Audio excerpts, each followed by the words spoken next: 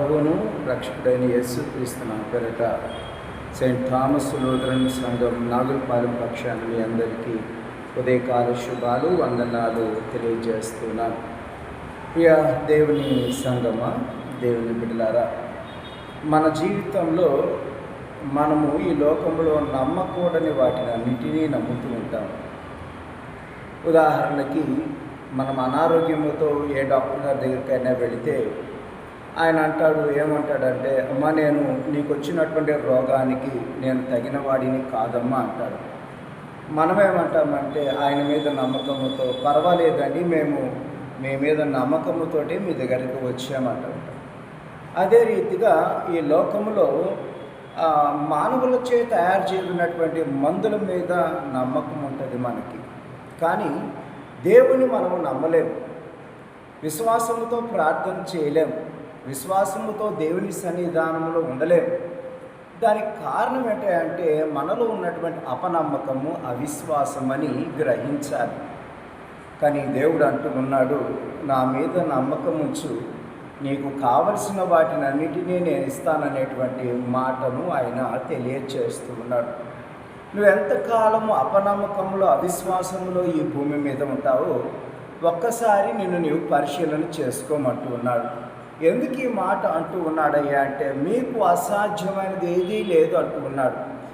మత్తయి సువార్త 17వ అధ్యాయము 21వ వచనంలో మనము చూస్తే, ఇక్కడి నుండి అక్కడికి పొమ్మనగానే అది పోవును, మీకు అసాధ్యమైనది ఏదీ ఉండదని నిశ్చయంగా మీతో చెప్పుచున్నానని వారితో చెబుతూ ఉన్నాడు. ఎందుకు అసాధ్యము కానిది మీ దగ్గర ఉండదని చెబుతూ ఉన్నాడంటే, మనం గమనించాలి, మనకు అవిశ్వాసం, అపనమ్మకం.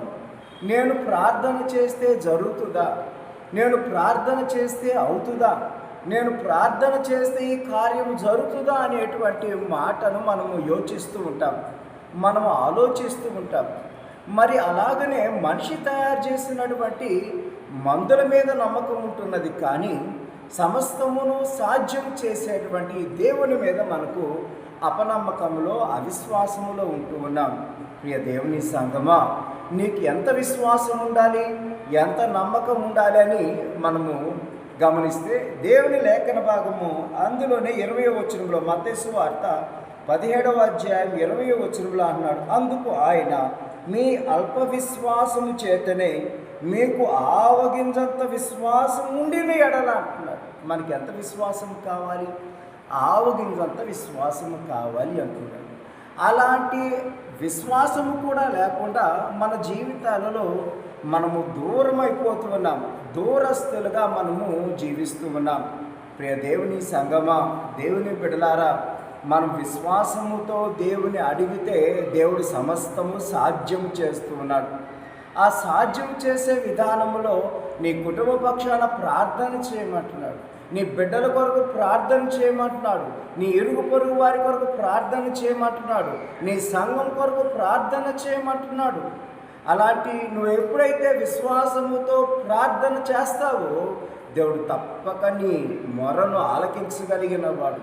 నీ హృదయములో ప్రతి మేలుతో ఆయన నేను తృప్తిపరిచి బలపరచగలిగిన వాడు. కనుక ఈ ఉదయకాలంలో నువ్వు నేర్చుకో, ఎలాగ దేవుని సన్నిధానంలో ఉండాలో, ఎలాగ దేవుని సన్నిధానంలో వర్ధిల్లాలో నేర్చుకో, ఎలాగ ప్రార్థన చేయాలో నేర్చుకో. ఎప్పుడైతే నువ్వు అలాగ నేర్చుకుంటావో దేవుడు తప్పక నీకు కావలసినటువంటి సమస్తమైన మేలుతో తృప్తిపరిచి బలపరచునుగాక. అలాంటి కృప పరిశుద్ధాత్మ దేవుడు నీకు దయచేసి ఎల్లప్పుడూ నిన్ను ఒక ఉన్నతమైన స్థితిలో నిలబెట్టి ఆశీర్వాదాలతో నింపునుగాక.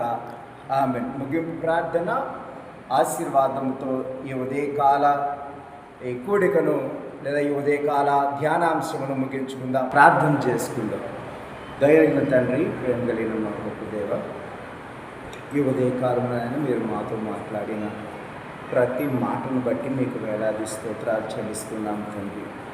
దేవుడు, మీకు అసాధ్యమైనది ఏదీ లేదంటున్నావు తండ్రి. అందును బట్టి మీకు స్తోత్రాలు చెల్లిస్తున్నాము నాయన. మాకు అట్టి విశ్వాసమును దయచేయండి తండ్రి, అట్టి నమ్మకాన్ని దయచేయమని అడుగుతున్నాము తండ్రి. దేవ, ఎవరి కుటుంబాలలో అయితే తండ్రి దుఃఖము, వేదన, శ్రమ ఉన్నది నాయన, ఆ కుటుంబాలను మీరు ఆదరించమని అడుగుతూ ఉన్నాము తండ్రి. వారిని తండ్రి దేవ శ్రేష్టమైన మేలుతో తృప్తిపరిచి బలపరచమని అడుగుతూ ఉన్నాము నాయన. వారికి కావలసినటువంటి ప్రతి మేలుతో తృప్తిపరిచి బలపరచమని అడుగుతున్నాము తండ్రి. దేవ ఇంటర్ మొదటి సంవత్సరం, రెండవ సంవత్సరం ఎగ్జామ్స్ రాస్తున్నటువంటి బిడ్డలను మీరు జ్ఞాపకం చేసుకోండి. మీ దీవెనతో నింపండి. ఆరోగ్యమును, శక్తిని, బలమును దయచేయమని అడుగుతున్నాము తండ్రి. అదే రీతిగా నాయన దేవ ఎవరైతే తండ్రి హాస్టల్స్లో ఉండి చదువుకుంటున్నారో వారికి మీరే తల్లిగా, తండ్రిగా, సంరక్షకునిగా ఉండి బలపరచండి. ఈ దినమంతా నాయన మా బిడ్డలతో మీరు ఉండి దేవారికి తోడుగా ఉండి సంరక్షించి బలపరచున్నాం.